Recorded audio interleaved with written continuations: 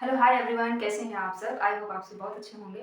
मैं हूं सुशीला और आज फिर एक बार आप सभी का लर्न मोमेंट चैनल पर स्वागत करती हूं। और आज हम यानी प्रधानमंत्री का सेकंड पार्ट के बारे में डिस्कस करेंगे।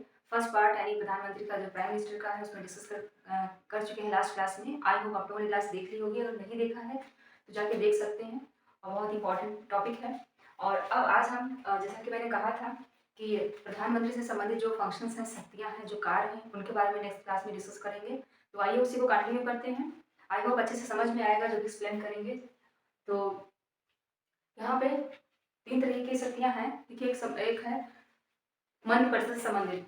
मंत्रि परिषद से के संबंध में प्रधानमंत्री की क्या शक्तियाँ हैं, क्या कार्य हैं, उनके बारे में देखेंगे।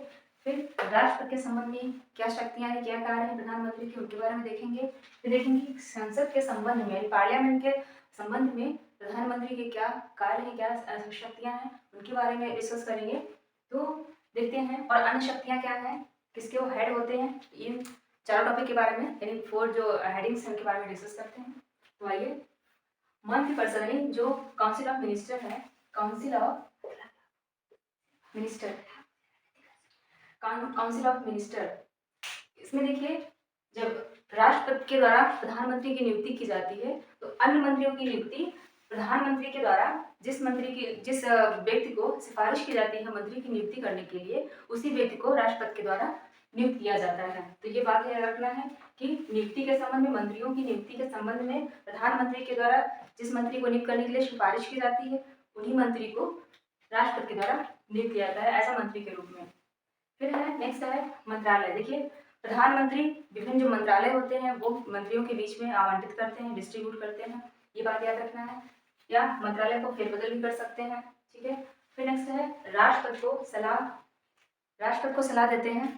कैसे कि वो मंत्री को बर्खास्त करने के लिए या त्यागपत्र देने के लिए वो कह सकते हैं, या फिर राष्ट्रपति को सिफारिश कर सकते हैं कि वो मंत्री को हटाएं या फिर उनको त्यागपत्र देने के लिए बोले, ठीक है। अगला है काउंसिल ऑफ मिनिस्टर की बैठक की अध्यक्षता करते हैं कौन? प्राइम मिनिस्टर, ठीक है। प्रधानमंत्री जो है वो काउंसिल ऑफ मिनिस्टर के हेड होते हैं, तो इस वजह से जो है अध्यक्षता कौन करता है, वो प्राइम मिनिस्टर के द्वारा की जाती है और निर्णयों को प्रभावित करता है। जितने भी निर्णय होते हैं काउंसिल ऑफ मिनिस्टर के, वो सभी किससे प्रभावित होते हैं, वो सभी प्राइम मिनिस्टर के द्वारा प्रभावित किए जाते हैं। फिर नेक्स्ट है प्रधानमंत्री की गतिविधियों को नियंत्रित करना। तो एक्टिविटीज ऑफ द ऑल जो प्राइम मिनिस्टर के जो सभी एक्टिविटी हैं, और एक्टिविटी ऑफ मिनिस्टर यानी जितनी भी एक्टिविटी है मंत्रियों की, उनको नियंत्रित करता है, समन्वय करता है। कौन करता है? वो प्राइम मिनिस्टर करते हैं। ये पॉइंट को याद रखना है। और त्यागपत्र देने के लिए यानी त्यागपत्र देकर प्रधानमंत्री स्वयं त्यागपत्र देकर काउंसिल ऑफ मिनिस्टर को बर्खास्त कर सकता है। तो ये यहाँ पे 6 पॉइंट है related to council of minister की जो कार्य हैं, जो फंक्शंस हैं या फिर जो शक्तियां हैं उससे संबंधित दायित्व जो है। अब देखते हैं राष्ट्रपति के संबंध में क्या है। तो प्रधानमंत्री जो होता है वो काउंसिल ऑफ मिनिस्टर और राष्ट्रपति के बीच की संवाद की कड़ी होता है। यानी वो काउंसिल ऑफ मिनिस्टर से संबंधित जो कोई सूचना होती है तो वो राष्ट्रपति को प्रोवाइड कराते हैं, और राष्ट्रपति से संबंधित कोई सूचना होती है तो वो काउंसिल ऑफ मिनिस्टर को प्रोवाइड कराते हैं। तो एक तरीके से वो प्रधानमंत्री जो है वो राष्ट्रपति और काउंसिल ऑफ मिनिस्टर के बीच की कड़ी होते हैं। Okay, clear point. फिर नेक्स्ट है कि जो कार्यपालिका के संबंधित जो संघ की जो कार्यकलाप हैं, यानी जो संघ के कार्य हैं उनसे संबंधित जो प्रशासनिक संबंधी या फिर विधायी संबंध के विषय में जो जानकारी है वो प्रोवाइड कराते हैं किसको? प्रेसिडेंट को, ठीक है। फिर आगे बात करते हैं। फिर राष्ट्रपति जो है जानकारी वो मांग सकते हैं प्राइम मिनिस्टर से, यानी राष्ट्रपति को जो है अधिकार है वो प्रधानमंत्री से काउंसिल ऑफ मिनिस्टर्स के संबंध में जानकारी मांग सकते हैं, या फिर प्रशासनिक संबंध में या फिर विधायी संबंध में। तो ये पॉइंट याद रखना है। फिर नंबर 4 है किसी विषय यानी जिस पर मंत्री ने निश्चित कर दिया हो, यानी कोई जो है ऐसा विधेयक या फिर ऐसा कोई विषय है जिस पर किसी मंत्री के द्वारा तो निश्चित कर दिया गया है, लेकिन उस पर जो ओवरऑल जो मंत्रिपरिषद है उस पर विचार नहीं किया गया है, तो फिर जो है वो मंत्रिपरिषद के समक्ष प्रकट करने के लिए यानी प्रेजेंट समक्ष रखने के लिए वो कह सकता है। उस पर राष्ट्रपति जो है यानी राष्ट्रपति के द्वारा वो एक तरीके से अपेक्षा की जा सकती है, और प्रधानमंत्री जो है उसको मंत्रिपरिषद के समक्ष रखने के लिए वो बोल सकता है। तो ये पॉइंट याद रखना है। फिर 5वां है इसमें विभिन्न अधिकारी हैं, जैसे कि कैग हो गया। कैग है यूपीएससी के अध्यक्ष हैं, सदस्य हैं, चुनाव आयुक्त के सदस्य हैं, या फिर जो हेड होते हैं, या वित्त आयोग के जो चेयरमैन है, सदस्य हैं। तो इनकी जो नियुक्ति होती है वो राष्ट्रपति प्रधानमंत्री की सलाह के द्वारा की जाती है।